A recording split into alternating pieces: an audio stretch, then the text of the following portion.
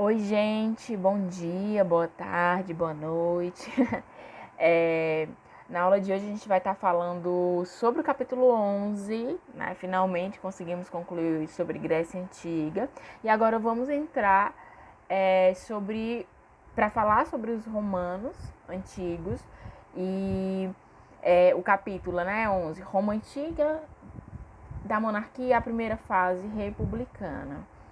E aí, galera, eu coloquei aqui uma linha do tempo para vocês se situarem e vocês não se perderem. Então é muito importante que vocês, sempre que tiverem alguma dúvida sobre o tempo histórico que nós estamos falando, que vocês recorram a essa linha do tempo.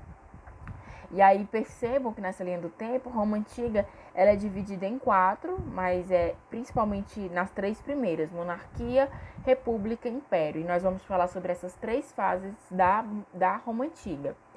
E aí a primeira coisa, né, as primeiras características que vocês precisam saber sobre Roma Antiga é que a cidade de Roma ela foi fundada pelos latinos perto do ano 1000 a.C. E Roma ela foi um resultado de uma transformação, de uma construção militar latina. E que aos poucos Roma Antiga foi ganhando essas características de cidade. Em torno da história de Roma Antiga tem uma lenda sobre a origem de Roma que fala justamente sobre Rômulo e Remo. Essa lenda diz que Rômulo e Remo eles foram abandonados quando eles eram crianças e eles foram amamentados por uma loba. Observem a foto que eu coloquei no slide para vocês. E depois eles foram educados por um casal de camponeses. Diz a lenda que quando se tornaram adultos, esses dois irmãos, eles tiveram desentendimento e Rômulo matou Remo, isso mesmo, e se tornou o primeiro rei de Roma. Por isso o nome, né? Rômulo, Roma, tem tudo a ver ali, parece, né, os nomes. E aí, como vocês sabem, isso é uma lenda, e como toda lenda, é uma narrativa com informações que podem ser reais, misturados com informações que não podem ser comprovadas, tá? Então, todas as informações do começo de Roma, inclusive, até essas informações lendárias, elas podem ser encontradas numa obra chamada Eneida, feita por Virgílio. Lembram que quando a gente falou de Grécia Antiga, teve Homero, que escreveu Ilíada e Odisseia, né? Que ele falava, contava, registrava ali as informações orais que ele recebia e ele registrava tudo nessas obras. Em Roma também não vai ser diferente. Vai ter essa obra chamada Eneida, que foi feita por Virgílio, e ele registrava todas as tradições orais romanas e o que eles falavam sobre o passado. E aí, meu povo, essa península itálica, porque Roma fica na Itália, né? Não sei se vocês sabem. Mas nessa península itálica, ela era habitada por diferentes povos: latinos, sabinos, etruscos, gregos, gauleses. E os etruscos e os sabinos, eles participaram da construção, principalmente da construção cultural romana. Então, a cultura romana ela é um pouco latina, etrusca e sabina. Ela tem essa mistura. E como eu falei para vocês, Roma Antiga ela vai ter três fases: monarquia, república e império. Na aula de hoje, a gente vai estar falando sobre a monarquia, que vai ali de 753 a.C. a 509 a.C.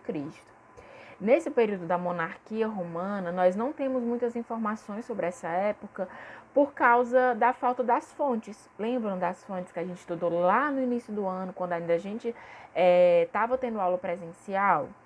Pronto.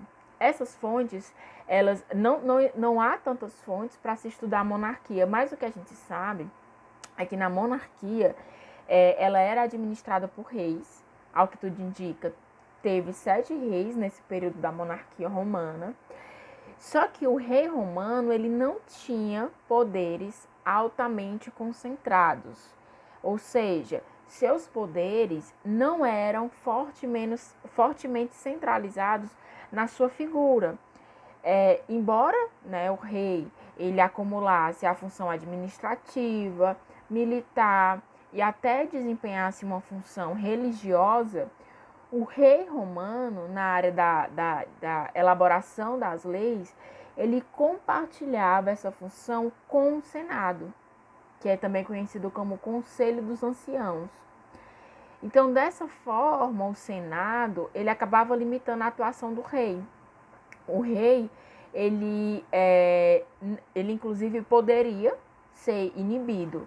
Se caso ele desse alguma proposta, o Senado poderia negar ou poderia confirmar a sua proposta. Então percebam que o rei, ele vai dividir durante esse período da monarquia o seu poder com o Senado.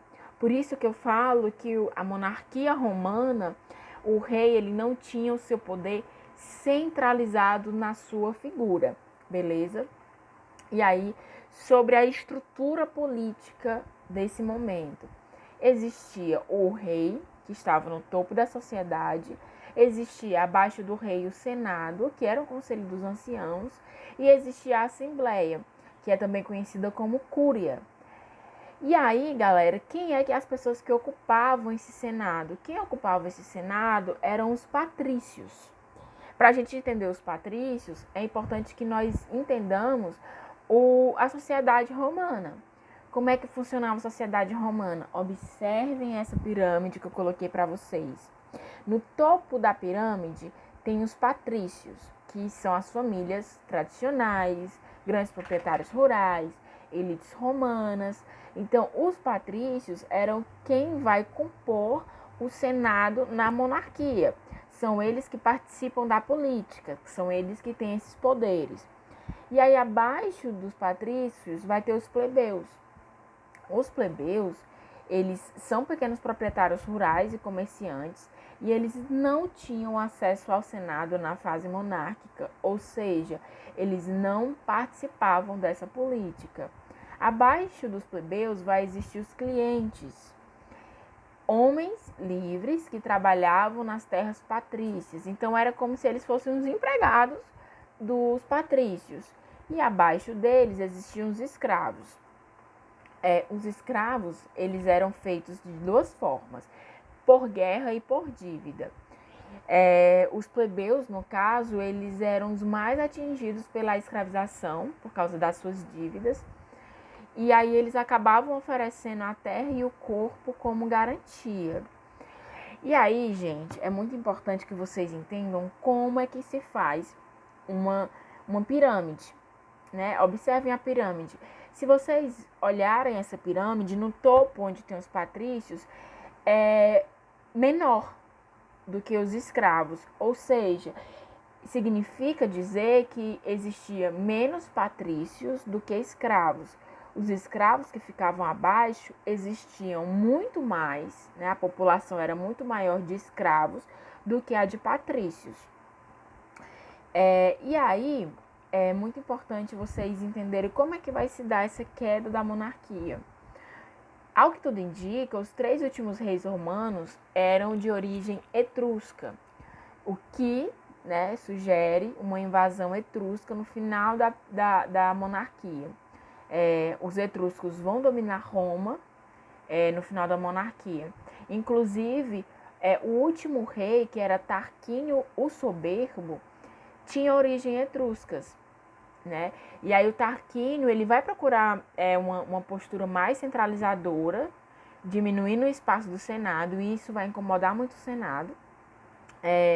E aí, para ele centralizar esse poder, ele vai enfrentar o Senado, porque o Senado não vai gostar. E aí, automaticamente, ele vai ter essa reação patrícia, né? Essa reação do Senado. E aí, os patrícios, eles se armam e, com o intermédio do Senado, no ano de 509, eles depuseram o rei Tarquínio. E aí, a queda do Tarquínio, o soberbo, vai simbolizar a expulsão dos etruscos de Roma, né? E logo vai ter a queda da monarquia romana. E posteriormente vai ser aplicada uma nova forma de governo que vai se chamar a república. Mas sobre a República nós vamos estudar na próxima aula.